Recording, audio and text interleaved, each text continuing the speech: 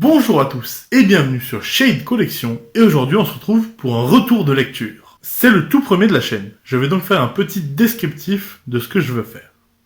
Alors tout simplement parler d'un comics, mais très vaguement, très rapidement, y donner mon avis, sans trop rentrer dans les détails, tout simplement pourquoi, car si vous vouliez le lire, il n'y a pas de spoil, il n'y a pas de...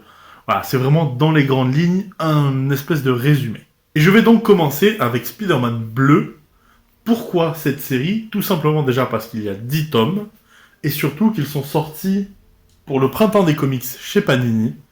Il y a donc 10 tomes à 5,99, trouvables à peu près partout. Panini, la Fnac, tout ça. Ils sont sortis il y a quelques mois, c'était en juin 2021, mais on en trouve partout, à petit prix, donc c'est super pour commencer. Voilà pourquoi je vais parler de cette série. Ce sont donc des rééditions de grands récits, et puis voilà.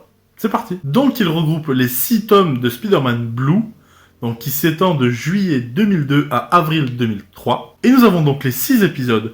Mamutine Valentine, le début d'une idylle, une autre reine de cœur, un automne à New York, valse, hésitation et souvenir de Gwen.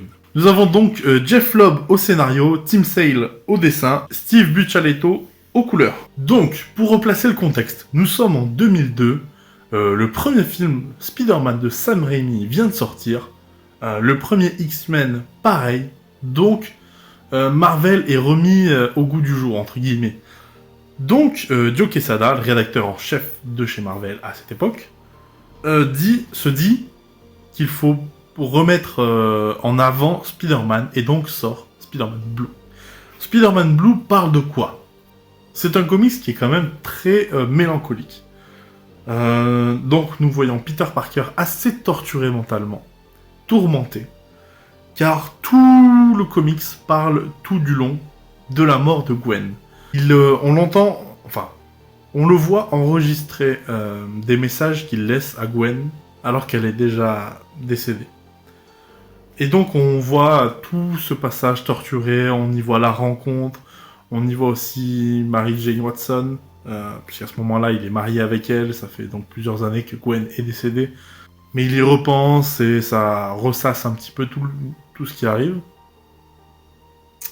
On le voit aussi rencontrer, bien sûr, le bouffon vert, on voit le vautour, Kraven le chasseur et bien d'autres. On voit aussi Flash, donc, s'engager dans l'armée. Donc, voilà, je ne rentre pas plus dans les détails de l'histoire pour ne pas vous gâcher la surprise. Ce que je peux vous dire déjà, c'est que la collection, c'est des hardcovers. Donc ça, c'est le top du top. Ce que j'aime bien, moi, personnellement, voilà, c'est le dessin. Je le trouve vraiment... je prends des pages au hasard. Hein. Mais personnellement, j'adore le dessin.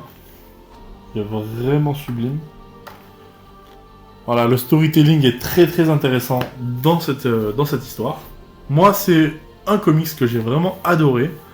Je l'ai lu en quelques minutes. Allez, en peut-être 45 minutes, 1 heure, c'était plié. Et franchement, je vous le conseille vraiment. Alors, mettre une note, c'est très subjectif.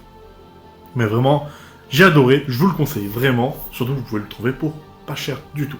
Et bien sur ce, j'espère que ce type de vidéo qui est tout nouveau sur la chaîne vous plaît. Que ça vous donnera envie de lire, car c'est vraiment important de lire.